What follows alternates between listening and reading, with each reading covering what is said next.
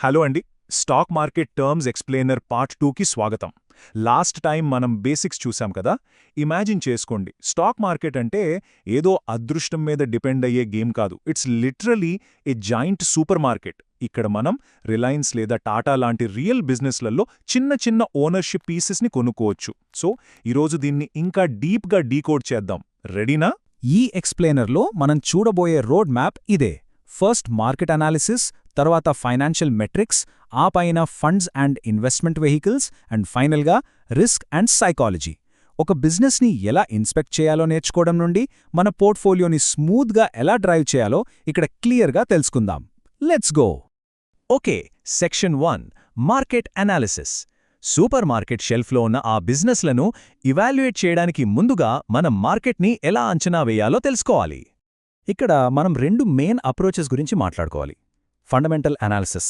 ఇదెలా ఉంటుందంటే, మనం ఒక సెకండ్ హ్యాండ్ బైక్ కొనే ముందు దాని ఇంజిన్ ఎలా ఉందో డీటెయిల్డ్గా చెక్ చేస్తాం కదా, లేదా ఒక కిరాణా స్టోర్ రియల్ సేల్స్ ఎలా ఉన్నాయో చూస్తాం. ఎగ్జాక్ట్గా అంతే. On the other hand, technical analysis అంటే ఒక క్రికెటర్ తన పాస్ట్ మ్యాచ్ల్లో ఎలా ఆడాడో ఆ చార్ట్ ప్యాటర్న్స్ చూసి నెక్స్ట్ మ్యాచ్లో సెంచరీ కొడతాడా లేదా అని అంచనా వేయడం లాంటిదన్నమాట. రెండు డిఫరెంట్ వేస్, బట్ రెండూ ఇంపార్టెంటే. ఇప్పుడు ప్రైస్ మొమెంటం ఎలా ఉంటుందో చూద్దాం. Overbought and oversold. Overbought stock అంటే, సింపుల్గా చెప్పాలంటే, బ్లాక్ మార్కెట్లో ఒక కొత్త ఐఫోన్ని డబుల్ రేటుకి అమ్మడం లాంటిది. అక్కడ అసలు వాల్యూ కన్నా హైప్ మాత్రమే ఎక్కువుంటుంది. అదే ఓవర్సోల్డ్ అంటే ఏంటో తెలుసా? ఏదో పానిక్ వల్ల సడన్గా దీపావళి సేల్ లాంటి హ్యూజ్ డిస్కౌంట్కు స్టాక్ ప్రైస్ పడిపోవడం. యాక్చువల్లీ ఫండమెంటల్స్ బాగుంటే ఇదొక గ్రేట్ ఆపర్చునిటీ అని చెప్పొచ్చు. Moving on. Section 2 financial metrics and performance. ఒక కంపెనీ నిజంగా డబ్బు సంపాదిస్తుందా లేదా అనేది ప్రూవ్ చేసే ఆ స్కోర్ బోర్డ్ని ఎలా చదవాలో చూద్దాం. ఇక్కడ ఈ ఇన్కమ్ ఫనల్ని చూడండి. దీన్ని అర్థం చేసుకోవడానికి ఒక చిన్న చాయ్ స్టాల్ ఎగ్జాంపుల్ తీసుకుందాం. ఫనల్ టాప్లో ఉండే టోటల్ రెవెన్యూ అంటే వాళ్లకొచ్చిన మొత్తం డబ్బు. అందులోంచి ఆ చాయ్ తయారీకైన ఖర్చులు తీసేస్తే వచ్చేది ఆపరేటింగ్ మార్జిన్. ఆ తర్వాత రెంట్, ట్యాక్సులు ఇవన్నీ పోగా ఫైనల్గా ఫన్నల్ కింద నుండి వాళ్ల జేబులోకి వెళ్లే అసలు లాభమే నెట్ ఇన్కమ్. ఆ మిగిలిన పర్సంటేజ్ని మనం ప్రాఫిట్ మార్జిన్ అంటాం. Very simple, right? కంపెనీకి లాభాలొచ్చాయి, బాగుంది. మరి ఇన్వెస్టర్స్కేంటి లాభం? ఇక్కడే dividend and yield పిక్చర్లోకొస్తాయి.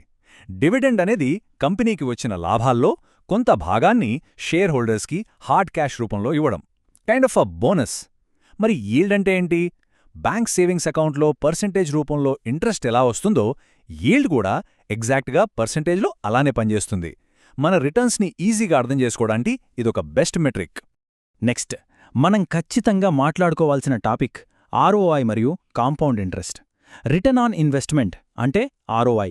For example, మనం 10,000 రూపాయలు పెట్టి ఒక ఫోన్ కొని దాన్ని 12,000కి అమ్మితే అక్కడ ఆర్ఓఐ 20% అవుతుంది. Basic maths. కానీ దీని తర్వాత అస్సలు మ్యాజిక్ మొదలవుతుంది. అదే కాంపౌండ్ ఇంట్రెస్ట్. ఇది కొండపై నుండి కిందకు దొర్లుతున్న మంచుబంతిలాంటిది. స్టార్టింగ్లో చిన్నగా ఉన్నా టైం గడిచే కొద్దీ అది లక్షలు, కోట్లుగా మారుతుంది. పవర్ ఆఫ్ కాంపౌండింగ్ అనేది రియల్గా ఒక సూపర్ పవర్. అయితే ఒక స్టాక్ని సరైన ప్రైస్కే కొంటున్నామా లేదా అని ఎలా తెలుస్తుంది? ఇక్కడే వాల్యుయేషన్ వస్తుంది. ఎర్నింగ్స్ పెర్ షేర్ అంటే ఈపీఎస్ని మనం పీఈ రేషియోతో తూకం వేస్తాం. పీఈ రేషియోని సింపుల్గా ఒక హైప్ మీటర్ అనుకోండి. ఇక పీఈజీ రేషియో అనేది మీరు కొంటున్న ఆ ఎక్స్పెన్సివ్, హైప్ ఉన్న స్పోర్ట్స్ కారు నిజంగా రేసులు గెలుస్తుందా లేదా అని ప్రాక్టికల్గా చెక్ చేస్తుంది. గ్రోత్ని బట్టి ప్రైస్ జస్టిఫై అవుతుందా లేదా అని చూడటం ఎప్పుడైనా సరే చాలా క్రూషియల్. ఈ ఫైనాన్షియల్ నంబర్స్ని ర్యాపప్ చేసే ముందు మార్కెట్ క్యాప్ గురించి తెలుసుకోవాలి. దీనివల్ల ఒక కంపెనీ స్మాల్ క్యాప్ కేటగిరీలో ఉందా లేక రిలయన్స్ లాంటి లార్జ్ క్యాప్ జైంటా అని మనం ఈజీగా అంచనా వేయొచ్చు. అలాగే ఫైనల్గా మీ అసెట్ని అమ్మినప్పుడు వచ్చే అసలు లాభాన్ని క్యాపిటల్ గెయిన్ అంటాం. నష్టపోతే క్యాపిటల్ లాస్ అంటాం. ఈ రెండింటినీ పర్ఫెక్ట్గా ట్రాక్ చేయడం every investors responsibility. Okay, section 3 funds and investment vehicles. మనం బిజినెస్లను ఎలా ఇన్స్పెక్ట్ చేయాలో చూసాం. ఇప్పుడు ఆ అసెట్స్ని కొనుగోలు చేయడానికి మనకు అందుబాటులో ఉన్న డిఫరెంట్ షాపింగ్ కార్డ్స్ ఏంటో ఎక్స్ప్లోర్ చేద్దాం. ఇక్కడ ఫస్ట్ వచ్చేవి baskets. ETF, mutual funds and index funds. వీటి మధ్య డిఫరెన్స్ భలే ఫ్యాసినేటింగ్గా ఉంటుంది. ఈటీఎఫ్ అనేది మీరు రోజంతా ఎప్పుడైనా ట్రేడ్ చేయగలిగే ఒక మెగా స్నాక్ ప్యాక్ లాంటిది. మ్యూచువల్ ఫండ్ అంటే ఏంటంటే మీకోసం బెస్ట్ స్టాక్స్ పిక్ చేయడానికి ఒక స్మార్ట్ ఎక్స్పర్ట్ని అద్దెకు పెట్టుకోవడం అన్నమాట. ఇక ఇండెక్స్ ఫండ్ ఇది చాలా సింపుల్. పర్టికులర్ ప్లేయర్ మీద కాకుండా మొత్తం ఇండియన్ క్రికెట్ టీం గెలుస్తుందని బెట్ వేయడం లాంటిది. ఇది చాలా తక్కువ స్ట్రెస్ ఉండే నమ్మకమైన ఇన్వెస్ట్మెంట్. కొంచెం స్పెషలైజ్డ్ వెహికల్స్ కావాలంటే మనకు రీట్స్ ఉన్నాయి. ఇవి రియల్ ఎస్టేట్లో ఇన్వెస్ట్ చేయడానికి బెస్ట్. వింటానికి ఆశ్చర్యంగా ఉన్నా కేవలం 300 రూపాయలతో మీరొక పెద్ద షాపింగ్ మాల్కి మైక్రో ఓనర్ అయిపోవచ్చు. On the other side hedge funds ఉన్నాయి. ఇవి కేవలం హై నెట్వర్త్ ఎలైట్ ఇన్వెస్టర్స్ కోసం మాత్రమే డిజైన్ చేసిన ఒక ఎక్స్క్లూజివ్ వీఐపీ క్లబ్ లాంటిది. ఇందులో రిస్క్, కాంప్లెక్సిటీ రెండూ ఎక్కువే ఉంటాయి. ఇక కాస్త అడ్వాన్స్డ్ ఆప్షన్స్ చూస్తే ఆప్షన్స్, ఫ్యూచర్స్ మరియు బాండ్స్.